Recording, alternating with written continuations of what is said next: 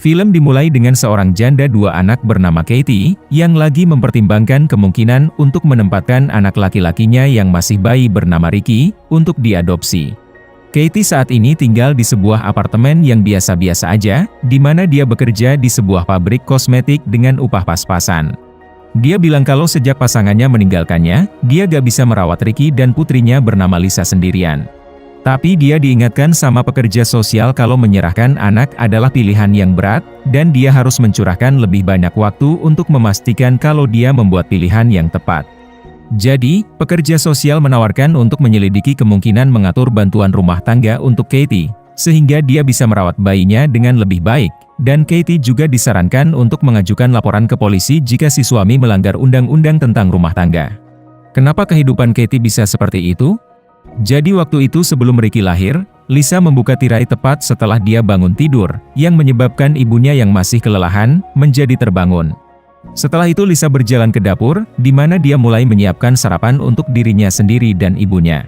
Kemudian ibu dan anak ini mandi bersama dan sarapan bersama, sebelum Katie mengantarkan Lisa ke sekolahnya dengan motor.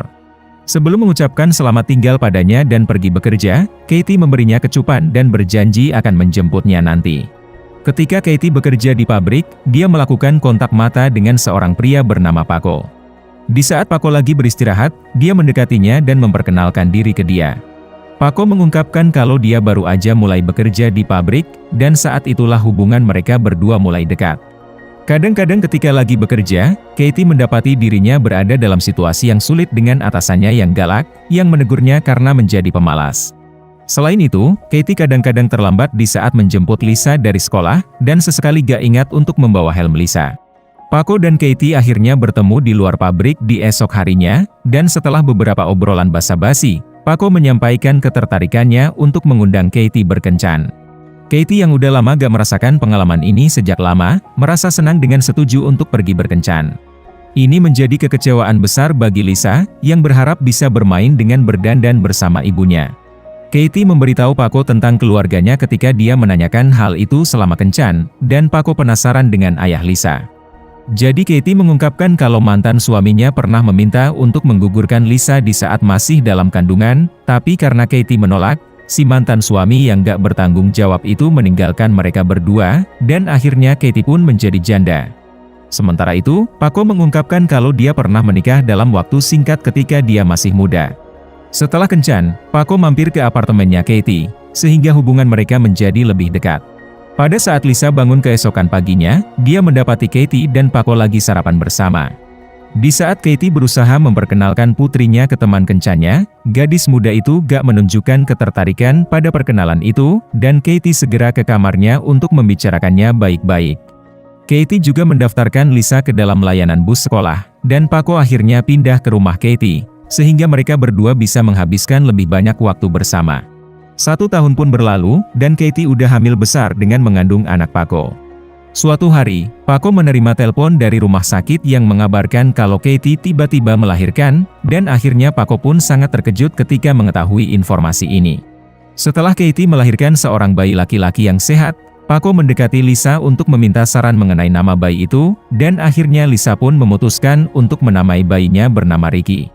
Yang membuat Lisa kecewa adalah, Paco mengubah kamarnya menjadi kamar bayi, dan dia mulai merasa terpinggirkan sama ibunya, yang menghabiskan sebagian besar waktunya dengan bayi yang baru lahir. Hal lain yang gak disukai Lisa adalah, kalau Katie tetap bersikeras untuk memanggil Paco dengan sebutan, ayah. Gak cuma Lisa aja, ketika Katie menghabiskan sebagian besar waktunya untuk merawat bayinya, itu berdampak pada hubungannya dengan Paco. Suatu hari, Lisa menyadari kalau Paco lagi dekat dengan wanita lain di luar gedung apartemen mereka. Meskipun demikian, Lisa memutuskan untuk merahasiakannya. Setelah beberapa waktu berlalu, Paco tiba di rumah terlambat, mengaku kalau dia lagi keluar dengan teman-temannya. Katie merasa prihatin dengan perubahan sikap Paco, sampai suara mereka berdua menjadi makin besar, dan akhirnya mereka pun ribut.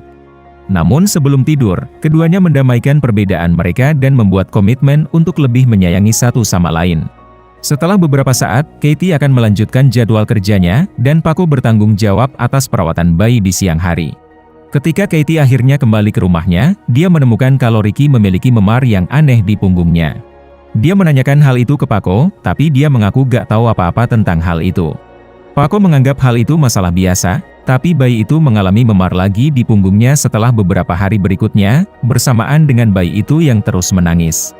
Di saat Katie menghadapi Paco tentang memar kembar itu di suatu hari, Katie menuduh Paco udah memukuli Ricky, namun Paco sekali lagi menyangkal kalau dia gak tahu tentang kejadian itu. Paco merasa jengkel dengan ini, jadi dia keluar dari apartemen, dan akhirnya dia pun mengakhiri hubungannya dengan Katie. Ketika Lisa melihat Paco keluar dari rumah dengan marah, dia menyadari kalau Paco udah pergi untuk selamanya, jadi gadis muda itu memeluk ibunya untuk menghiburnya.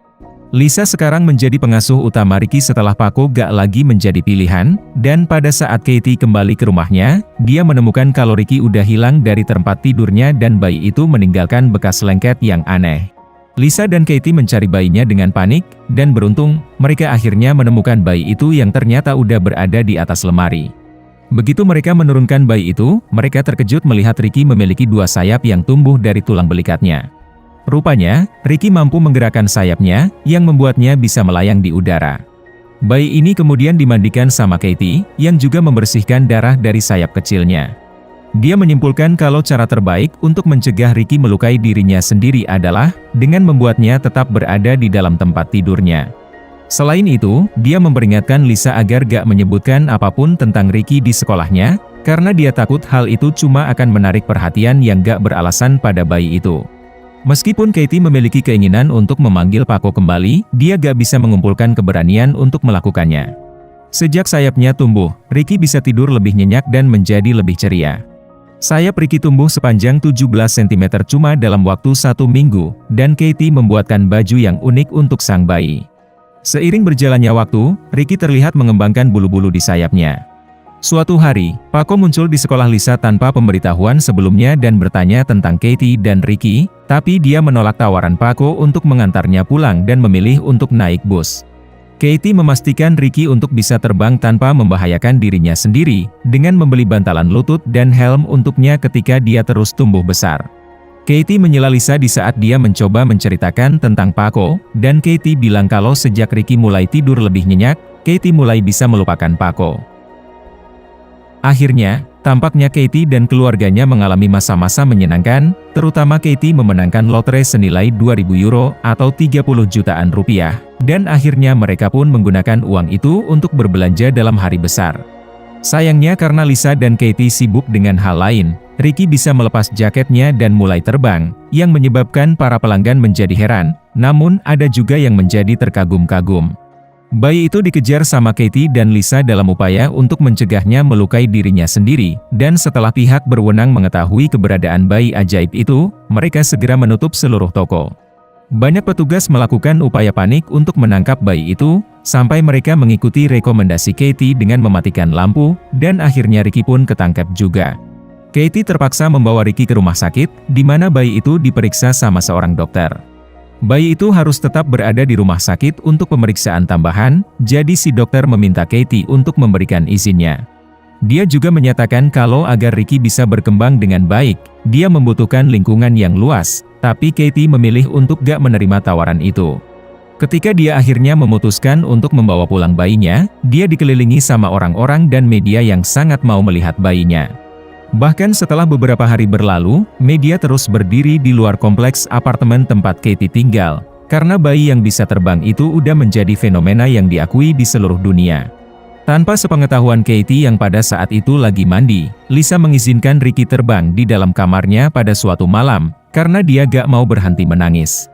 Tiba-tiba bel pintu berdering, yang ternyata itu adalah Paco.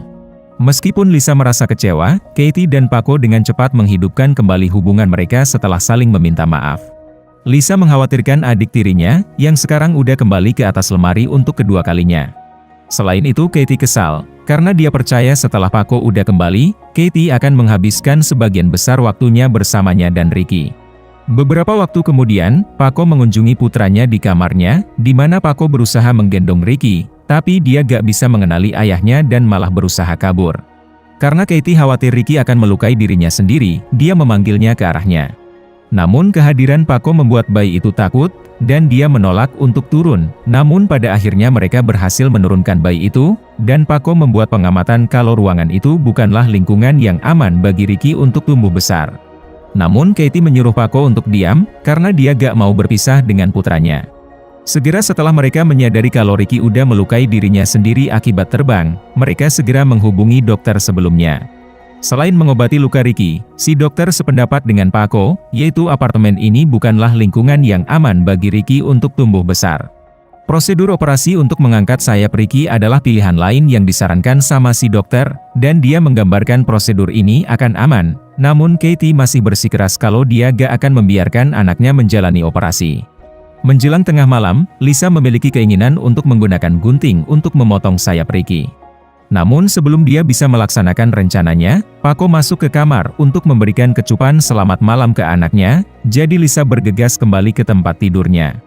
Ketika sarapan keesokan paginya, Paco mengajukan saran untuk mengizinkan media meliput Ricky, tapi imbalannya mereka mendapatkan kompensasi finansial. Menurutnya, ini akan memberikan keluarga sumber daya keuangan yang sesuai yang diperlukan untuk merawat Ricky. Katie menjadi gelisah akibat ini, dan dia menuduh Paco yang kembali ke dalam kehidupan mereka hanya untuk mendapatkan dukungan finansial dari Ricky. Paco namun bersikeras kalau dia cuma kembali untuk merawat keluarganya, dan dia juga mengingatkan Katie kalau dia sebelumnya udah membuat tuduhan palsu terhadapnya, dengan bilang kalau dia udah memukuli Ricky. Paco meminta Katie untuk mempercayainya kali ini, dan akhirnya Katie pun memutuskan untuk memberinya izin untuk merekam Ricky setelah melalui banyak bujukan. Menanggapi permintaan Paco, si dokter mengadakan konferensi pers esok harinya di depan kompleks apartemen Katie untuk mengumumkan kemunculan pertama Ricky di media. Katie dan Paco memberikan kesan kalau mereka adalah pasangan suami istri yang sangat bahagia, meskipun pada kenyataannya mereka belum menikah. Selain itu, mereka mengamankan Ricky dengan tali untuk mencegahnya kabur, dan sementara Katie memegang tali, mereka melepaskan Ricky agar mereka bisa menunjukkan kebolehannya. Bayi itu mulai terbang seperti burung, sehingga sangat mengejutkan semua orang yang menyaksikan fenomena itu. Katie juga sangat gembira menyaksikan penerbangan pertama anaknya pada ketinggian yang begitu tinggi, tapi sebagai konsekuensinya, dia membiarkan dirinya asik dengan pengalaman itu, dan akhirnya dia pun gak sengaja melepaskan talinya. Sebagai akibat dari lepasnya Ricky, Katie dan orang lainnya mulai mengejar sang bayi. Ricky pergi ke hutan ketika dia terbang melewati danau, dan setelah beberapa saat mereka menunggu, media akhirnya kehilangan minat untuk meliput Ricky dan pergi. Namun Katie gak mau beranjak dari posisinya. Kemudian, si dokter bergabung dengan Paco di tepi danau dan bilang kalau Ricky pasti udah ditembak sama pemburu atau habis hidupnya kelaparan di suatu tempat. Paco terkejut dengan kenyataan ini, dan dalam keadaan tertekan, Paco meratapi kenyataan kalau Katie gak akan pernah memaafkannya atas apa yang udah dilakukannya. Selama beberapa hari berikutnya, Katie dan beberapa orang lainnya menghabiskan waktu mereka untuk membagikan poster-poster untuk Ricky yang hilang di seluruh pasar, namun usaha mereka gak membuahkan hasil. Kerinduan Katie akan putranya tetap ada, bahkan setelah beberapa minggu berlalu dan orang-orang udah melanjutkan hidup mereka. Suatu hari, dia memutuskan untuk pergi berjalan-jalan di tepi danau dan meninggalkan rumahnya. Ternyata Katie udah putus asa, jadi dia membuat keputusan untuk melakukan hal yang gak terpikirkan. Namun ketika dia terus melakukannya, dia mendengar suara Ricky dan suara kepakan sayapnya, karena ternyata dia udah kembali. Dengan penuh kegembiraan, Katie bergegas menghampiri anaknya, yang udah berkembang pesat sejak terakhir kali dia melihatnya. Katie mengungkapkan penyesalannya ke sang bayi, dengan menyatakan kalau dia melepaskannya, karena Ricky terlihat sangat gembira di saat berada di udara. Menyadari kegembiraan Ricky ada di udara, Katie membiarkan anaknya pergi, dan akhirnya dia pun bisa terbang bebas sebebasnya. Film diakhiri dengan Katie yang kembali ke rumahnya, lalu dia memberikan pelukan hangat ke keluarganya setelah sekian lama gak bertemu, dan akhirnya Katie pun hamil anak ketiga setelah kejadian membahagiakan itu. Pastikan untuk klik subscribe, lonceng, dan share ke teman-teman ya. Thank you for watching.